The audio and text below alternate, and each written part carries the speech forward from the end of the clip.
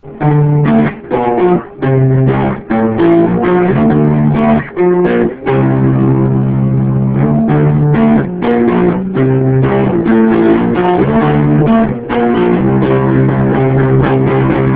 and welcome to the All About X-Men Comics podcast, where you'll find recaps and reviews of all the most recent X-Men comics, as well as previews for upcoming issues. Please keep in mind this will mean spoilers and the infamous F-bomb. I'm host Scorpio Moon, X-Men fan first, everything else fan second, and hosting with me is... Johnny Alpha, and I couldn't say it better myself, man. It's all about the X. Marvel Knights #2 is our lead-off book. Here's the rundown. The second kid on the Cerebro list for this town has the power to make memories come to life. Hence why Wolverine fought Sabretooth, and the whole beginning of the issue has the X-Men fighting these manifestations until the girl finally calms down. Wolverine nearly kills her when one of her visions shows the murdered mutant that sent them on this hunt, his thinking supposedly being that it's her memory of doing it, but he backs off and instead they treat her out to dinner. They're just trying to give her a warm meal and buy some time to assess the situation, but she's still a bit freaked out, and rightfully so. So she accepts the other girl's offer of some of that crazy drug the rednecks have been slanging, and her power goes wacko, making people's memories come to life all over the place, including a team of giant sentinels, leaving us to our cliffhanger. Explain, why Wolverine's so twisted. The blonde girl, I forget her name, she's got the power to tell people how to think and feel, and she implied to Wolverine that it was the memory girl that brought them there, and it's the reason. So, of course, he was going to fly off the handle because it was put into his head, it was a very different issue. A lot of invocations of past feelings and enemies showing up. It was a strange issue, but I really think that this particular series is heading somewhere good. I'm holding out hope, even though this kind of wasn't exactly where I was hoping this issue would go. So let's go over a little more of the good and bad here. It's a very depressing story, especially this new girl's. Like most mutants, she couldn't control her power as a kid, and in her case, she kept constantly reminding her mother of her sordid past as a stripper. There's nothing wrong with being a stripper in and of itself, so whatever else was going on, it must have been pretty bad, because her mom eventually kills herself, driving her dad into a drunken mess that ends with him finally just leaving. I almost hope that somehow these sentinels at the end are real. They can do real damage, so they're quasi-real, but it basically gives us the exact same cliffhanger all over again. Yeah, really, if they just pulled the same shenanigan again, that's kind of a lame way to end this. But I think the drug's gonna magnify her power to the point where the Sentinels are going to be almost able to kill them, you know what I mean? Maybe it makes her manifestations more real somehow, or, whacks out her power in some other way, Well, they alluded to the fact that they're using dead mutants to make this drug. So the other mutant's power along with hers, I don't know, anything's possible in the world of X-Men. And it being a Marvel Knights, there's room for them to take it some other crazy way with that too. I'm open-minded, but I have some other nitpicks here. When Wolverine is about to take that girl's head off, his claws are just drawn comically long. Way longer than his forearms would anatomically let them be. And that's always just kind of a pet peeve of mine. Yeah, it's how do you bend your wrist with them things, bro? Yeah, it's physically impossible. One of those things that just always kind of bugs me when I see it. Lots of people do it. It's part of the character just to have fun with the claws, but I don't know, it just gets me. That's why I call it a pet peeve, I guess. Yeah, you'd have to have, long-ass basketball player hands to make them things work. And the dialogue in the beginning, especially out of Wolverine, I think is just alarmingly bad. Is it just does Wolverine sound retardedly simple, yet then overly verbose at the same time? It was like they were writing Wolverine to be like one of the biker guys that came and got the drugs in the middle of the book. I know Wolverine's kind of simple, but he's not a redneck and he's not Tartar, he's Canadian. I guess maybe he's as close to Canada has to a redneck, but they're still a lot more clean cut and softer spoken than our garden variety in America. It just doesn't sound like a conversation you hear between Sabretooth and Wolverine.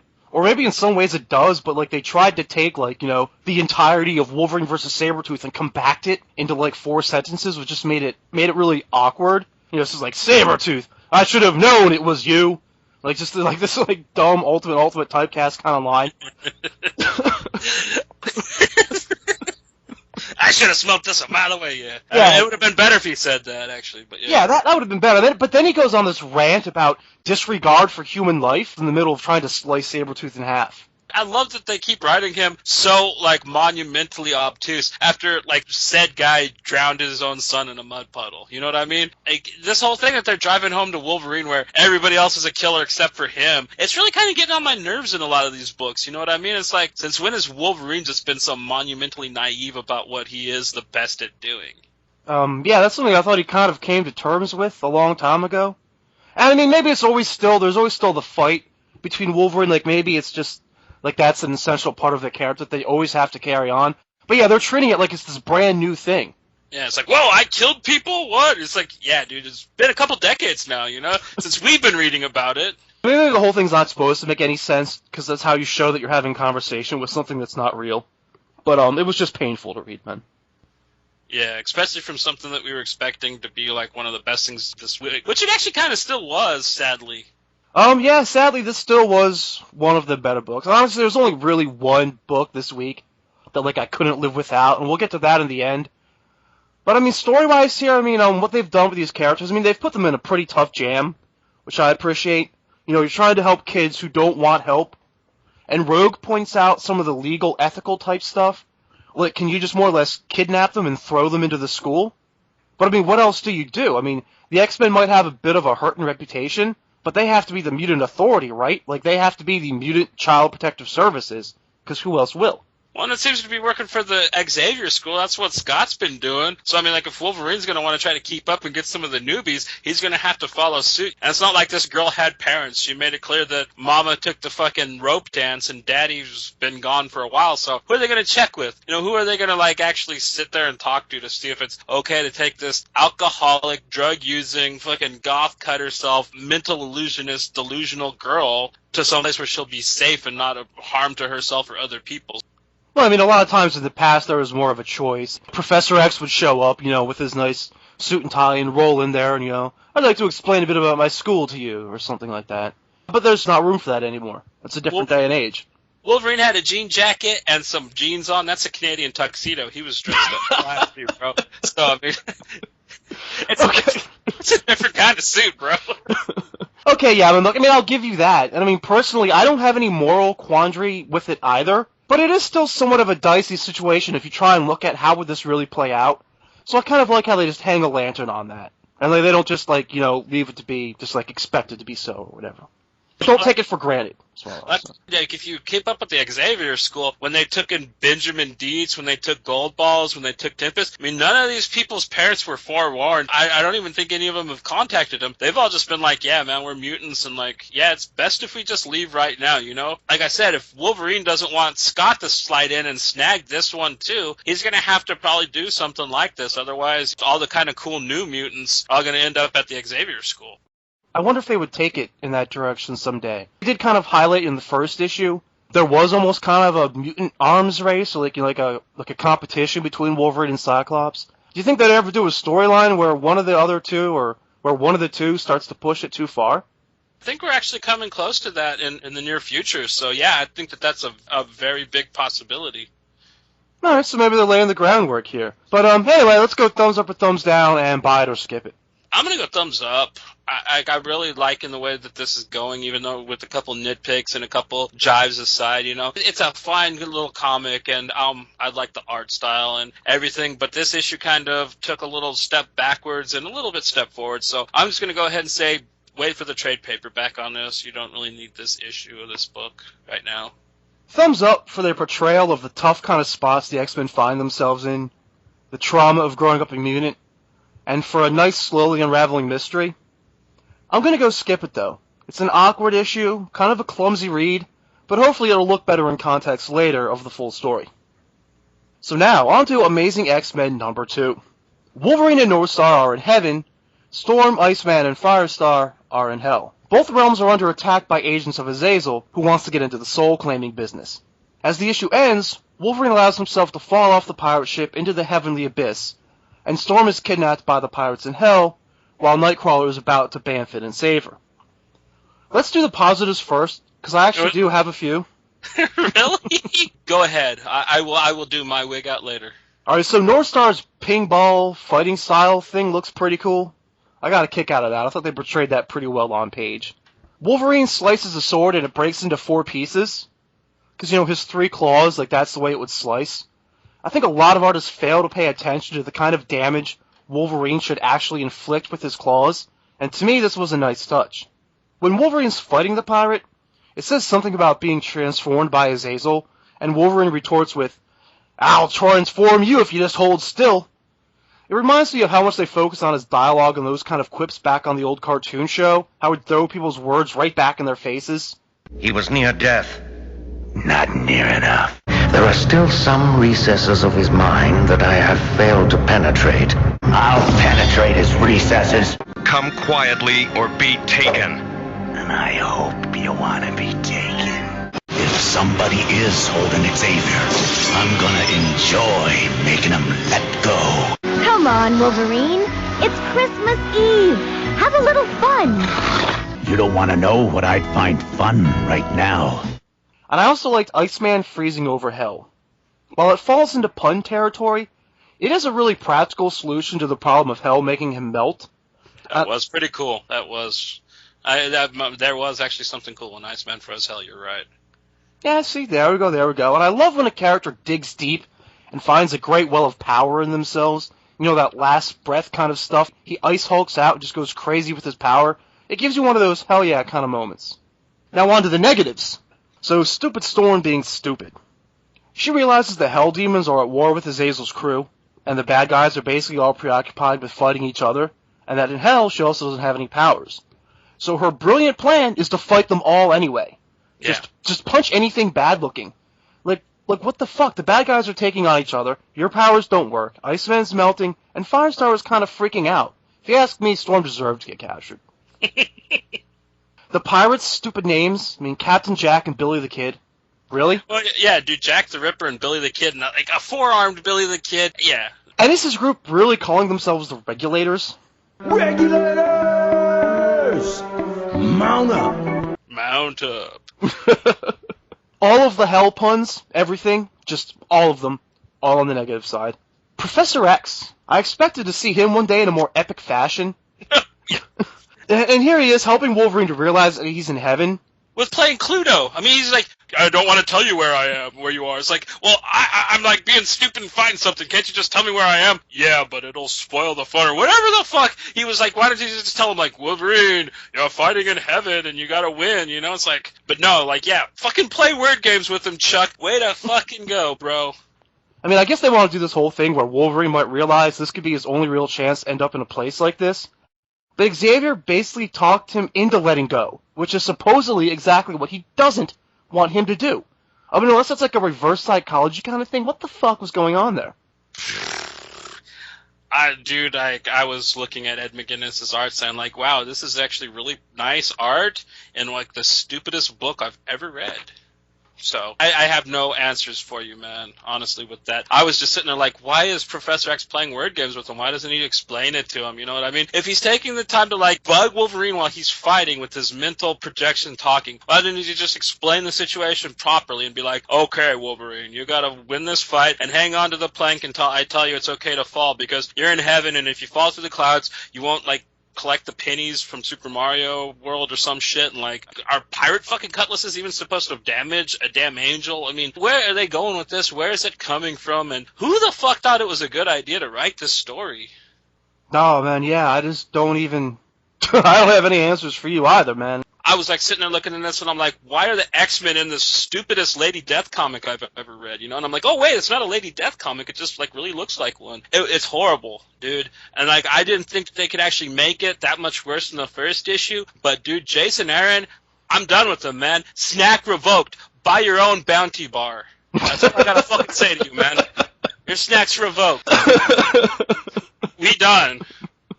Man, alright, so did you have any more negatives, or did you get all yours done, and did I also steal the rest of yours? Well, no, let's see. Nightcrawler just sitting there letting all this happen, like, oh yeah, I'm gonna jump on this ship after it comes out of here with my BAMs. Okay, dude, your friends are in there, like, having the battle of their lives. They could get fucking killed by demons and demon BAMs and all that kind of horrible shit, but no, you're gonna like, I'm Pirate Peter Pan, and I'm gonna wait for it to come around the cove to fucking pop on and do some fighting.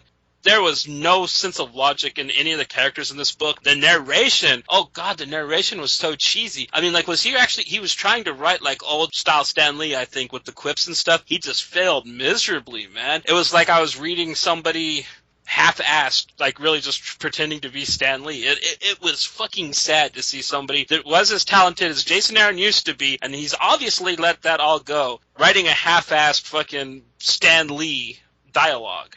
Oh, man, I hated this issue. I mean, like, if you can't tell.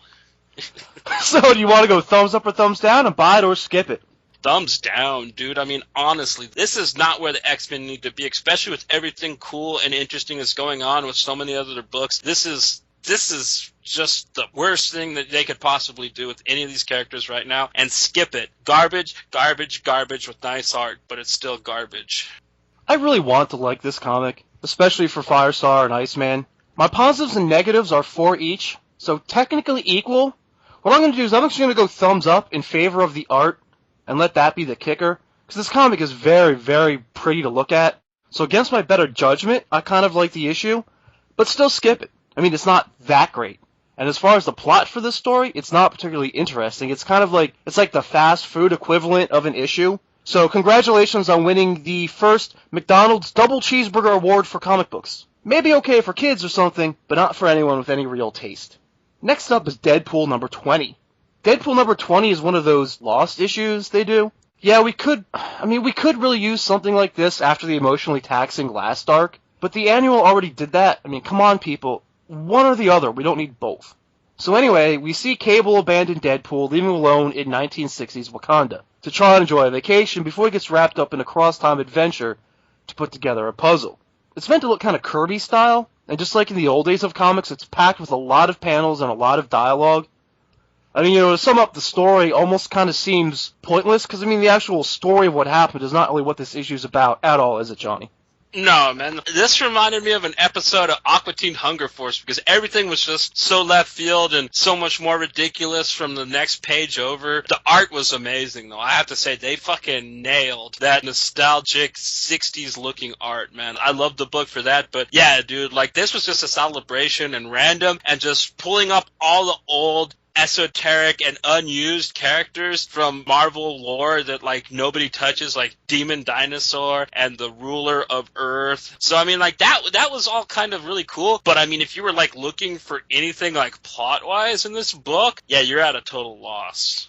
But unlike Amazing X-Men, which we did before, I found this more enjoyable because of the random, that it was done in like a silly way that I expected and I enjoy. You know what I mean? It wasn't trying to be something impactful and something that's actually going to be relevant in future events of Marvel history. You know, this was just something stupid that they did to fill up a month of a Wade Wilson book. You know what I mean? Yeah, man, pretty much. I loved Fin Fang Foom, man. Yeah. That was awesome. I mean, like you said, if you want to go on an Easter egg hunt, I mean, you can have a blast with this book. Like, you can read it for a whole 2 weeks and just pick apart all the little things in it and have fun with that. But do you want to go thumbs up or thumbs down and buy it or skip it? I'm actually going to probably just go, I let thumbs up just for the art alone. I just got such a kick at looking at this book. It was just so authentic looking. But I'm going to just say skip it. It's not important, and if you don't like stuff like Aqua Teen Hunger Force, just a celebration of random and retardation and just silliness over and over again, you're probably not going to enjoy this title. I feel bad giving Amazing X-Men number 2 a thumbs up, technically, but having to go thumbs down on this. But it's just crammed with a lot of nonsense, and for me, at least, it was just kind of a chore to read. I mean, look, there's a joke on nearly every panel, so just by the numbers, you're bound to get a laugh out of some of them, which I did. And visually, it's very well done. They absolutely accomplished what they wanted to with this gimmick issue. But I have to go with skip it, wait till normal Deadpool resumes. Next up is Phantom X Max number 3. So, the scientist who made the super space laser claims to be Eva's father. Could he have been involved with the world? Oh yeah, he's also kind of a dead guy. Like some skin and bones floating at a sci-fi fish tank kind of thing. He can only really interact with people via virtual reality. Think kind of like the villain at the end of Sky Captain in the World of Tomorrow. But anyway, we also get an origin for the villains. They crashed while on a mission and got stranded, had one of those how do we survive, bordering on Donner Party kind of moments, until one of the agents stumbles upon an alien eating his friend. He kills it, and eventually they eat the alien. Afterwards, they all get alien superpowers. Phantom X survives the flooding and the sea monsters and makes it down to the stronghold, where he walks right into the trap as promised. But, of course, it doesn't go so well for him. He gets totally punked. Now, the main guy gets the launch codes out of his brain, and by this point, he's turned on his whole team. Basically, he was just using them. He has no idea of making demands on the world or anything like that, holding it hostage with his new space laser. He's just gonna blow shit up. He talks big about royalty and visions of himself as king. At this point, I'd almost be kind of leaning towards him, like, being corrupted by the alien possession after eating one, like, almost like a precursor to invasion sort of thing. But I don't know that they really have time to get into all that. No, yeah, I think he's probably, like, just batshit crazy from eating the alien. Not to mention, he has a cerebral power, unlike the other two, so that's probably done a little bit of brain stew on him. It was kind of a really odd issue, you know what I mean? There was a lot of sci-fi in it, which I had fun with. The art seems to be going weirder and weirder, though, it seems, on this title. Did you notice that as well? I think they're just kind of more settling into what they wanted to do. I mean, I think, like, the first two issues, they're kind of testing if the style would work for them. And now they're just going full force with it. Okay. Because, yeah, I mean, like, it seems like they keep getting stretchier and stretchier looking, but... I mean, because you made the point of bringing that up last time, and, like, I didn't really notice it in the last book, but this one, like, especially when Phantom X puts his finger up on the pad, like, he has, like, a big-ass Ren and Stimpy finger, you know, it's like, BAM! Yeah, man, it's like, as you go further down the rabbit hole, it gets all, ooh. But, I don't know, I mean, it's really kind of a cool fucking little story that they're doing here. I really wish that they wouldn't have made the first issue so, like, bang, bang, boom, getting you riled up, if, like, they were really going to try to just calm it down for the rest of the series. I was actually expecting this to pick back up, and it kind of just stayed on the same level the first one. I mean, there was a bit of an increase, but, I mean, it didn't get back to the wildness of the first issue, by any means. Yeah, no, man, they've lost a bit of a step. It's not the same. And I think back to the interviews when we first previewed this book. Like, what was I so nervous about? Like, I remember all these times the author, he talked about, like, what makes Phantom X tick, or, like, getting to the bottom of who Phantom X is. There's none of that in the series at all. No, if anything, it's more about the villains and Secret Agent Fleming than Phantom X. And even Eva gets more time. Like, he kind of just shows up and does, like, his, like, I'm special, I'm super duper, look at me do this, and, like, oh, I fuck. He's almost written like Longshot, and Longshot saves the universe, you know? Yeah, and, like, because in both those books, they kind of became the side character in their own story this issue. And they both are just kind of like one-trick ponies. Like, they've got, like, their one or two character traits, and they show up really quick to express them in the issue. But then that's it. But, I mean, I'm still really enjoying this, and I still really think it's going to make a hell of a trade paperback, personally. So, I don't want to sound like I'm too hard on this book. Just, don't get sold on the beginning of things, I guess. You know what I mean? Like, sometimes they won't go the way you want them to.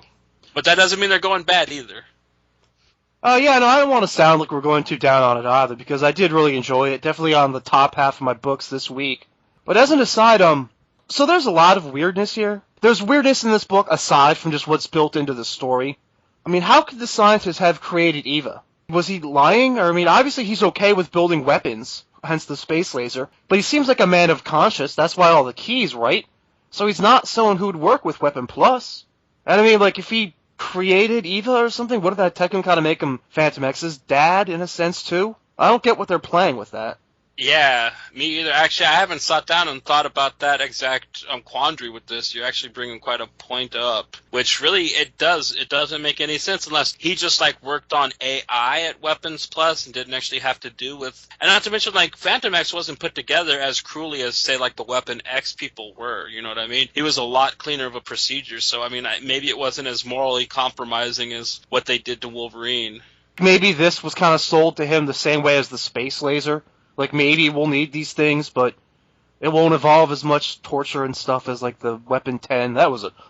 Weapon 10 was ages ago. We're much more refined killer scientists since then. Well, I mean, like, it makes sense. Weapon 10 was during the Reagan years. You know, we were fucking vicious people then. So, I mean, of course, we were going to be making weapons and spilling coffee on them to be brutes. I mean, it's Reagan era, man. Getting back to Eva here, you made the Pinocchio joke earlier about Eva becoming a real boy. But, what the fuck is going on with that, too? I mean, if they were in a virtual reality thing in the beginning, how does she suddenly have or need a corporeal form? And, like, why do they give you, like, a one sentence about it with no setup? I mean, isn't the ship, like, her corporeal form anyway? Yeah. I really hope he has something really special lined up for the last issue. Otherwise, like, yeah, this entire series is going to go down the toilet. We're focusing way, way much on the negative here. And, I mean, I'll get to why that's okay in a second. So let's just do our thumbs up or thumbs down, and our buy it or skip it. I'm going to go, thumbs up. This is like trucking along to be a pretty cool little story. If you like Phantom X, it's going to be fun. And if you like odd sci-fi spy stuff, this is going to be a total treat for you. But I'm going to say just skip it, get the trade paperback. Like, this issue's not going to blow your socks off. I want to go thumbs up. This comic is all the right kind of weird. Or this comic is mostly the right kind of weird anyway, and moves the story along nicely. It's also the first one that I'm definitely going to recommend buying with a thumbs up. I mean, there's a little confusion in the beginning, but for me at least, especially because I want to like it so much for Phantom X, it's easy to just gloss over that and just dig into our first real Phantom X series. You know, just put it out of your head, enjoy the ride, and hopefully, like you said, John, he's got something up his sleeve to really, drive it home in the last issue. Okay, so that's going to lead us into Longshot Saves the Marvel Universe number 3. So Longshot's luck hasn't run out. Don't worry, the crashing helicarrier didn't smash him to a pulp. The Chaos side of the now split in-betweener isn't happy, though, because that's all he showed up to see. So he uses his magics to unleash a whole team of what-if type characters on the city. When we did the previews for this, I described them as being what-ifs, and Chaos in the book does too, but technically a bunch of these existed in continuity. Like Wolf Cap, I mean, I actually have those issues. Yeah, your Wolf Cap, Silver Surfer Carnage, like, those are all real things. I mean, maybe not Ian McKellen cartoon Magneto. And Hilarious. That was my favorite part, man, especially when he calls Professor X, and like... He calls the school, he's like just telling him all kinds of shit. Like, it reminds me of that old internet video, like, have you ever seen it, the cartoon of the old guy on the phone, like, trying to find out where he is? Like, he's talking to the nurse, and she's like, sir, where are you? And he's like, that's what I'm trying to find out. That's what it reminded me of, dude, but Magneto doing it, so, yeah, that had me rolling. Yeah, that was, like, quite the sight gag at the very least. And anyway, and because a lot of these jokes, I mean, they actually worked for me here. Like Blade in the trunk, or, Cap joking about Hitler's vampires made me legit chuckle. Honestly, even more than I think Deadpool did. And the best part about this whole issue, for me at least, was Doc Ock's Spidey coming in. He is just so well written in almost every book he appears in outside of the main Superior series. I love this guy. He swings in, rescues the girls and their demon bear, takes them to see the scientist, just in time to be informed that the fabric of reality is being torn at. No shit, Sherlock. Well, not to mention, he helped the heroes with a couple of villains. He told them how to stop Frank Castle Venom and how to stop the Silver Surfer Carnage. But he also helped to divert their attention so he could make away with the girl and her bear and get them to the mad scientist from issue 1. So he's playing a couple angles in this, which was kind of neat to see old Ox Spidey doing. And buying into the idea where, like, I don't know if they're going to have time to explore it, but this comic seems to hint at so much more than it really is. There's a scene where Longshot comes in contact with Superior Spider-Man's webbing, and his power of seeing memories and stuff kind of kicks in, and it kind of shows you, like, Doc Ock's Spidey being exposed. And he saves him. Yeah, he sees that Doc Ock as Peter Parker as being a better hero than just, like, having Peter Parker dead. So I thought that was kind of a neat little part of the issue, too. Yeah, man, like, they might be going somewhere with that. I mean, I don't know if they really have time in this series, but... Well, with these characters and with what they're doing, I really think that they're setting up a new Exiles book. I mean, honestly, bringing all these weird what-if characters, like, into this one universe and messing everything up, that's why we had the Exiles in the past before. They kind of policed that stuff from all the different universes. So I think maybe that's what this might be leading up to, and if it is, I'm happy because I miss the Exiles, personally. I love that book. That would be something, man. And that's a pretty good theory, because I think now more than ever, Marvel just really seems to love playing with their alternate version characters. So, like, maybe they can have their cake and eat it, too, with Superior Spider-Man. Let's just hope that there's a very good writer on the title. Anyway, I still kind of hate how smug this Longshot character is here. Like, why does it always look like he's stretching and relaxing and yawning in every issue? Because he's fabulous, you know? I mean, honestly, I know that every chick falls in love with him, but I can't help but think that he is... You know, he's a friend of Dorothy, like Shatterstar. I mean, they're from the same place. They kind of got the same look and thing going on with him, so, like, sure, chicks love him, but, like, don't all chicks like gay guys? And, like, maybe he just wants to shop for shoes with them. Yeah, it's like they feel comfortable around them or whatever. Yeah, no, I totally could see this character being at least, like, bisexual or something. Which I know for some people is technically the same thing as gay anyway, but we're not here to talk the semantics of sexuality. We're here to talk about comic books. So let's just go with thumbs up or thumbs down and buy it or skip it. I'm gonna go thumbs up. There was just so much to like about this. There was good fucking jokes. There was a lot of allusions to things that I loved coming up, reading comics, a lot of characters, and weird things that they used to try to get away with in the 80s and 90s that they kind of got away from because people want serious comic books all the time now, so. And I want to say buy it, dude. I mean, I loved it, and yeah, dude, like, the old man Magneto will make it worth the purchase. I mean, God, that was the funniest thing I'd seen in a long time, man. Let's see, I want to go thumbs up, mostly because I just really enjoyed it. I mean, quality-wise, it's probably only just okay, but as far as this issue, I'm going to say they won me back. Just like the first issue, they give you hints that there's a little more depth to this story. I'm afraid it won't be explored as much as it should, at least unless, though, like you're suggesting, like maybe something comes after this, then maybe that can actually continue, because they totally hinted at more interesting things than we're seeing so far, than just these sight gags.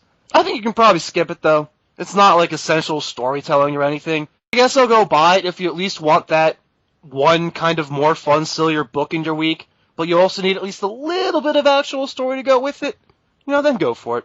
But what we've been waiting for, the book that I really want to talk about a bit here, is X-Men Legacy number 21. So, as Legion is pulling himself together, he's fighting his escaped personality astrally and trying to make peace with Blindfold, all at the same time like this is all going on, who he needs to actually take out of the equation, because pulling himself together could possibly be the thing that leads to the future where one of them has to kill the other. As all of this is going on, we flash through scenes of violence that this personality is causing all over the world. And to make a long story short, it all ends with a Russian sub launching a nuke, the age-old precursor to World War III. Now, I've summed it up story-wise pretty quickly here, but why this issue is so great, and indeed why this book is so great, is the metaphor. One thing always represents another.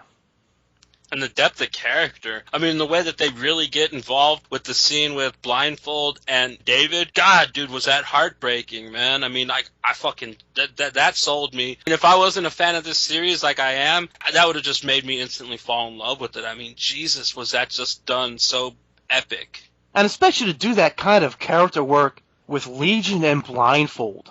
Most books, yeah, you'd need A-listers. That would happen between, like, Emma and Scott, Wolverine and Aurora would be doing that. But no, like, Spurrier's got the balls to do it with some people that, like, either you read comic books in the 80s or you have no idea who really they are right now, so. Yeah, I mean, what Spurrier does here is take what could be some of the most complicated characters and complicated series of events and actually makes it into one of the most simplest, I mean, not basic, but just primal set of storytelling conditions. Don't let this beautiful but sometimes oddball-seeming art fool you. While sometimes it takes on the tone of one, this isn't some, like, zany, pretentious indie book. This is one of the most super of them all.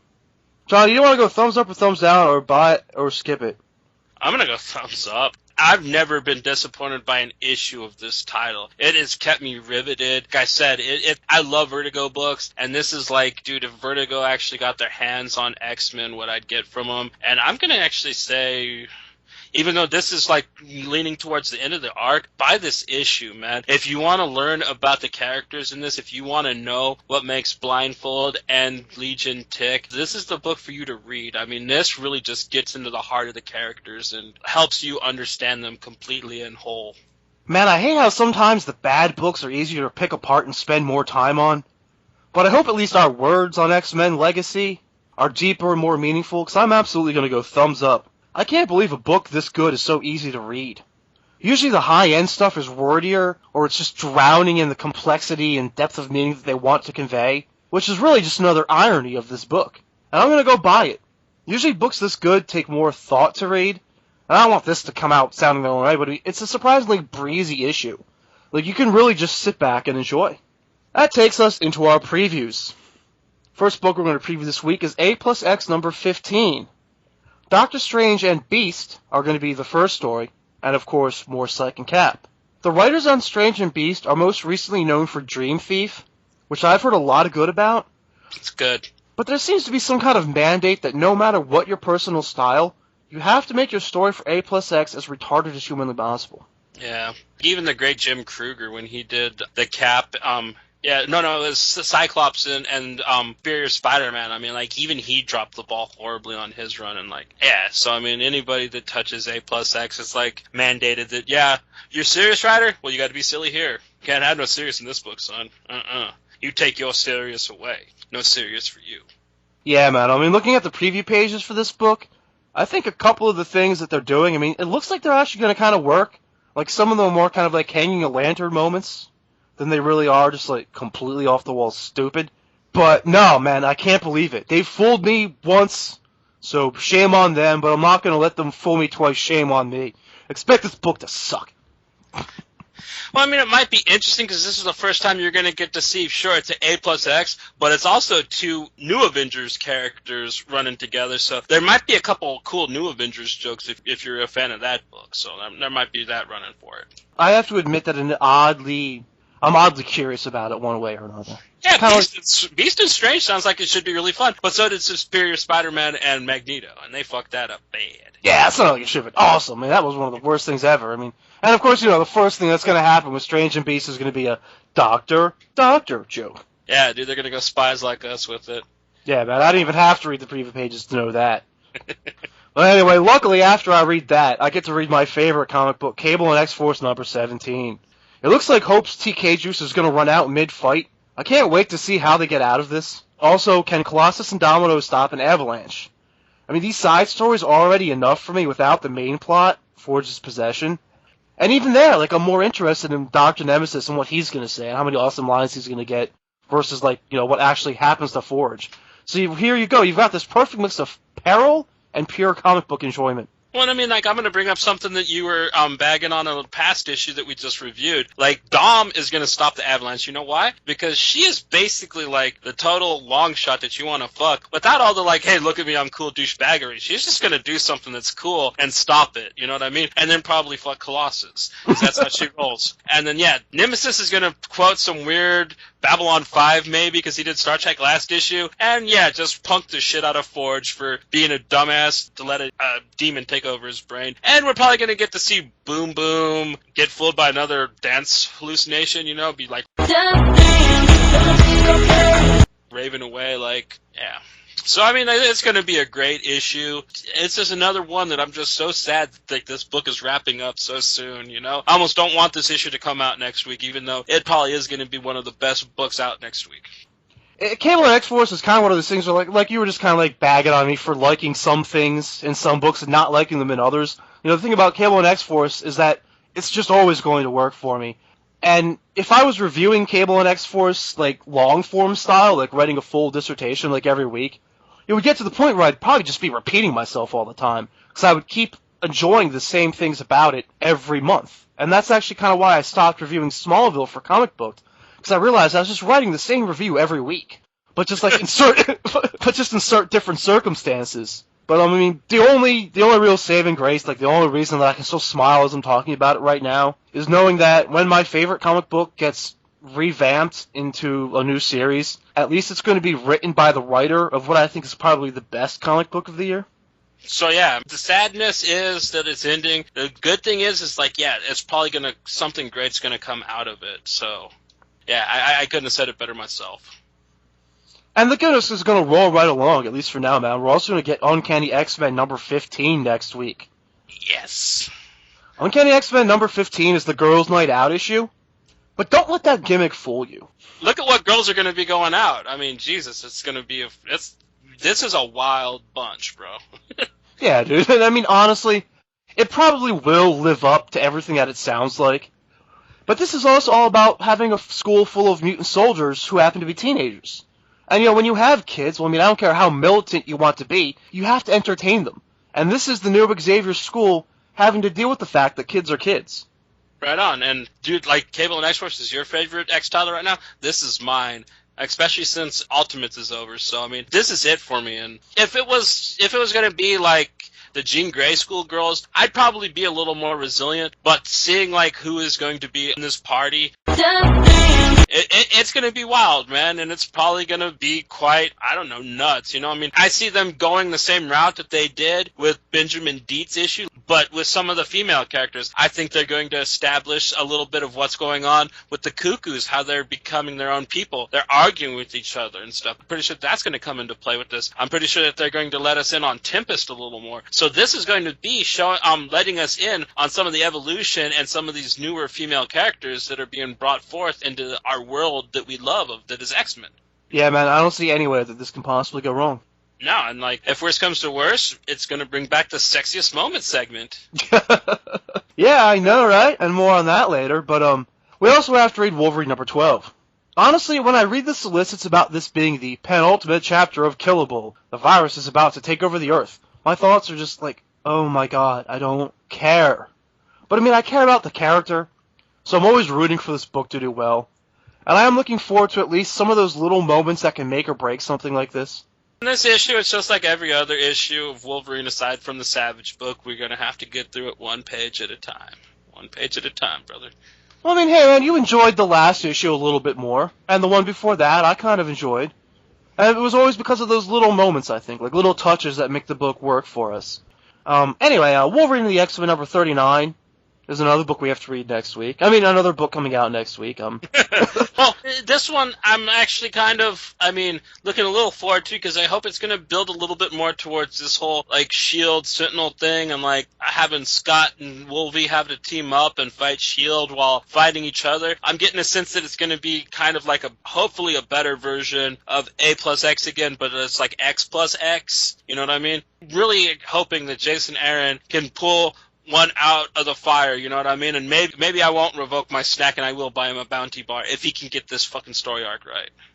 Yeah, and instead of commenting, I could probably just, like, copy, edit, like, what you just said, like, out of the segment, and just replay it for my own thing. 'Cause, like, I'm with you 100%, man. Like, it's Wolverine and Cyclops together again, X plus X. Like, all I can say is this better be good.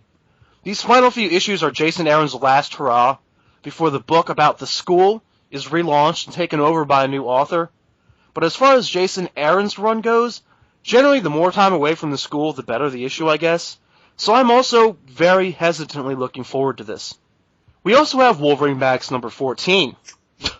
And I'm not even sure. 2 more issues to go! Only 2 more! Thank you! Just get it over with! Put them out weekly, please! Get this book over with! I don't even know what to say about this, because, man, they barely even preview this book anymore. I think it's kind of like when a movie studio decides not to preview their movie to critics, because, like, they know it's going to suck anyway, and they don't want the advanced bad word of mouth from the advanced screening. Well, we got the creepy fucking Lost Highway guy taking Wolverine probably to go see the guys in the glass booth from Mulholland Drive to tell him this is the girl. And he's probably going to have to go meet the cowboy out in the field somewhere, Like, it seems like he's done with the redneck thing and he's going to go completely David Lynch with this arc, which, I don't know, that might be interesting, you know what I mean? I'd like to see, like, Eraserhead meets Wolverine, with some Mulholland Drive thrown in there. Well, when your series is going to end, you're pretty much free to do anything. So, yeah. Maybe Wolverine will have the baby from Eraserhead, like, go with him to Vegas. That'd be cool. I like that little fucking E.T. looking thing, Like, that'd be a good companion for this Wolverine. They have about the same mental capacities. Yeah, man, just while out with it. Spiking the Punch is a segment where Johnny and I each recommend one non-X-Men related comic, just to spice up the conversation a little bit, and possibly your weekly reading. Johnny Alpha, do you want to lead us off? Oh, yeah! Yeah, my Spiking of the Punch is, yes, it's another Image Comics, and I'm going to have to go with Carbon Gray, Volume 3, Issue 1. And before I get into this issue, I'm going to do a bit of a recap on what's happened so far in this book, because this is the 3rd story arc. Carbon Gray is set kind of in a World War I style look, but it's a fantasy tale, kind of like World War I Europe. There's a place that's like Germany, there's a place like England, and the German place has this myth about this hero Gottfaust, who had this rock of power, and how he was betrayed by the king that he served. And over 1,000 years, the descendants of Gottfaust, his daughters, were always born in threes, until this newest incarnation, where there's a fourth one, the child of revolution. But they're twins, so nobody actually knows who is the Carbon Grey that's going to bring about the revolution. And this issue kind of really gets into it. One of the twins has found part of Gottfaust's rock and is in a coma because she is sworn to serve the Kaiser, and the Kaiser hasn't been born yet. Basically, this big scuffle happens, and the Kaiser dies inside of his mom, and the one sister wakes up, and she seems to be either in control of the rock, or also at this time the other sister is invading that airspace with some of the quasi-British troops to help bring about what she thinks is what the Kaiser before this baby wanted her to do. Bring peace to the land, which has not really ever been known. There's been a couple ceasefires and stuff, but this is basically like a Europe that's always been perpetually at war. This book is just, I don't know, it's gorgeous. I love the art style, how they kind of have modern weaponry, but the aircraft and everything is World War I style. They have biplanes and blimps. I mean, it really makes for just a drastic look, and I love fantasy tales, especially ones that take it out of, say, dragons and swords and put it into something that's more modern perspective. And I mean, this one, it just does it so great. There's such a great mythology with Gottfaust and the legend of the Queen that's involved in this. I mean, you're going to have to go back and read these trade paperbacks if you get involved in this issue, because this is just such a vivid and amazing read. I mean, I can't say enough good things about this. This is probably one of my favorite comic books I've ever read, ever. It's just so well presented and put together. This is sadly the last story arc. This is going to be the tie-up for it, but God, does it promise to just be such a just fucking ass-kicking story. Yeah, man, here's one I've wanted to dig into for a while. I think I've even flipped through a few before. It's a very lush, gorgeous comic. Very easy on the eyes, if you know what I mean. And even just the name, Carbon Grey. It's tough yet mysterious at the same time. Like this book, which, like you said, shares elements of fantasy and real World War looking stuff. I've heard it called kind of steampunk before, but I don't think that really fits. Like, it's not over gadgety looking like steampunk is normally. I think it's just lack of a better term to come up for it, because it's old style with new stuff mixed up with it, but yeah, there's no gears, nothing really runs on steam. It's actually kind of more of old style cyberpunk, because there are like mech suit type things in the first story arc, so I would say it plays with several tropes, but yeah, I wouldn't actually call it steampunk proper. Yeah, so I think what it does with the elements it combines, I think it's really very, very unique that way. Now I'll jump into a story anywhere, I never care. But for this one, it can be a little hard to get into, even for me, I'll admit. The key here is you really gotta be ready for some reading. Books like this approach the level of novels in some ways. I don't mean necessarily the amount of text, like the amount of words, but it feels like one of those stories that really works in an epic novel type approach, which is probably why they've released it across these volumes. And that is kind of one thing that admittedly has kept me away from this. I mean, I feel like I'm always seeing Carbon Grey just kind of randomly pop up. And at the very least, it takes a little research to know exactly where you stand. The book doesn't make it too hard for you, though. The first 2 pages of this issue are mostly all writing. They do it in the form of character cards, so it's like segmented bits of text. But if you read these 2 pages worth of them, you'll be in pretty good shape. And if you do, I think it'll be worth it. Right. Oh, I mean, I really wish that it wasn't the last and the third story arc that I was spiking with, but I really think that this book needs to be read. And I mean, I know that whenever the new issues come out, it sells out for as good as Image does. I mean, they have to reprint and re-release all the issues for it usually, but I never really hear people talking about it at the same time, so I really think that this comic needs to be read. That's the only reason why I spiked it this far along, because we didn't have a show a year and a half ago when it first popped out. And it's something I've really always wanted to read. I totally thank you, man, for bringing this one up. As for me, I'm spiking the punch this week with Rover Red Charlie #1, brought to you by Garth Ennis and Avatar Press. So it's a story about 3 dogs, named Rover, Red, and Charlie, trying to survive the apocalypse. Or at least the human apocalypse, or feeders, as the dogs refer to them to.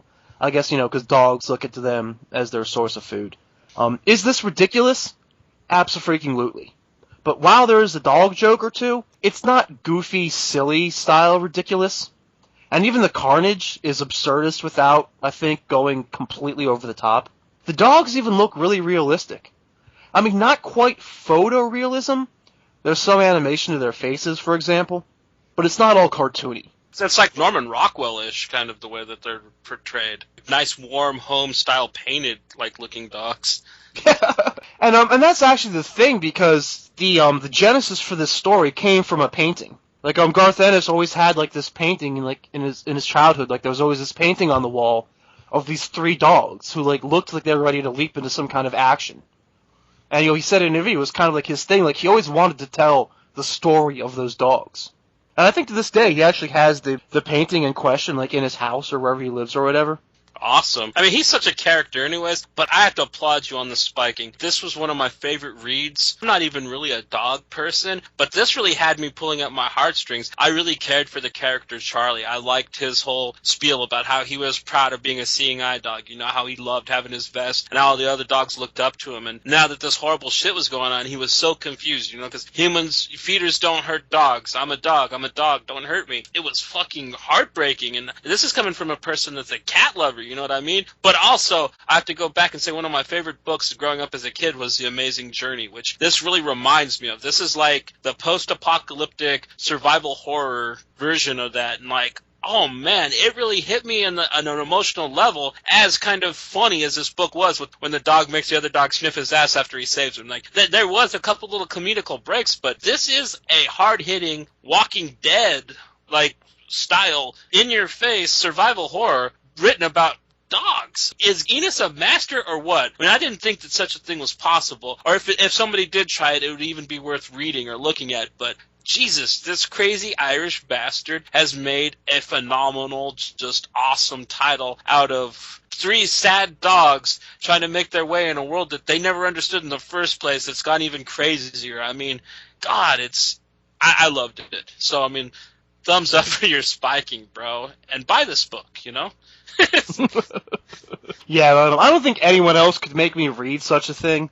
And like you pointed out, I love how, in a way, it does almost become superhero-ish. Like, of course, like the seeing eye dog would kind of be looked at to, like, in some kind of a leadership role. He wears the vest, and he was, the feeder's guide or something like that. Like, like he's got, like, that kind of level of respect or authority. Like, so of course he'd be kind of, like, looked at in charge. It's like, that was just a really cool touch. I mentioned how the book is not really at all cartoony, but this sure isn't Milo and Otis either. I mean, like, I am a dog person, I love my dog's my best friend, but this is not some cutesy little story for animal lovers. Don't buy it for that reason. Humanity is being wiped out by something, not quite zombie virus, more like rage virus, or I guess the obvious no-duh connection is the crossed virus from that franchise. Yeah. Obviously, look who's writing it. We'll see exactly how that part all plays out. But, like you said, the dogs are real characters and have a real mission with real peril. This whole thing is played, honestly, mostly straight. This isn't one of those allegorical kind of things, it's not like Animal Farm. The dogs are their own characters. And while I do want to emphasize that it can get pretty nasty, especially for one of the dogs, I mean, we're not talking like Watership Down nasty. I mean, at least not yet. Hopefully not anyway. They say you should never judge a book by its cover. And even though I know damn better, because that phrase is especially true in comic books, I'm often really guilty of it. I cover shop a lot. Mm-hmm. But honestly, that being said, I think this is one case where you kind of can. I mean, like, you look at the cover, you see the puppies, you see the carnage in the background, and at least for this first issue, that does kind of sum it all up. But that's also why I'm recommending Rover Red Charlie #1. Because at the same time, it both is, and kind of really isn't, exactly as ridiculous as the cover suggests. Switching things up this week. Oh my. No, we don't need that. Instead of a sexiest moment, we're doing silliest X moment of the week. The books weren't exactly crammed with sexy, though I wasn't totally mad at Blindfold's party dress and her romantic little dance with Legion. I mean, love can be sexy too, right? Right. And Pixie in the schoolgirl outfit kind of did it for me, but yeah, we need to spice things up. Sexiest moments getting hard with some of the books, and we're hard-pressed to actually find things sexy, and sometimes we half-ass it, especially like we would this week, So yeah, instead of half-assing it, we're going to go with something a little different. Now, Deadpool 20 reminded me of just how goofy, in general, comic books can be, and especially were in the past, and some books really seem to emphasize that now. So, Johnny, what did you think was the silliest moment in X-Men Comics this week?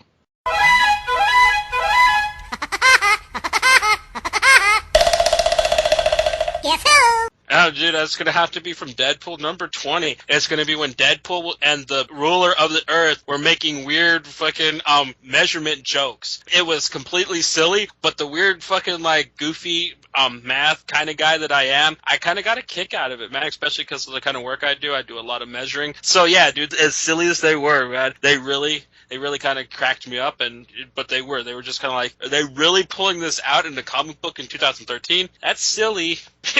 Yeah, man, I mean, math puns, perfect for nerds. How could you go wrong? I mean, yeah, dude, it really had to be from either Deadpool or Longshot. I'm gonna go with Blade just popping out of the trunk of a taxi and Longshot saves the Marvel Universe. Especially after the quick action shots where he takes the vampires out. He's just standing there like, wait, how the hell did I end up in the trunk of a taxi again? Yes.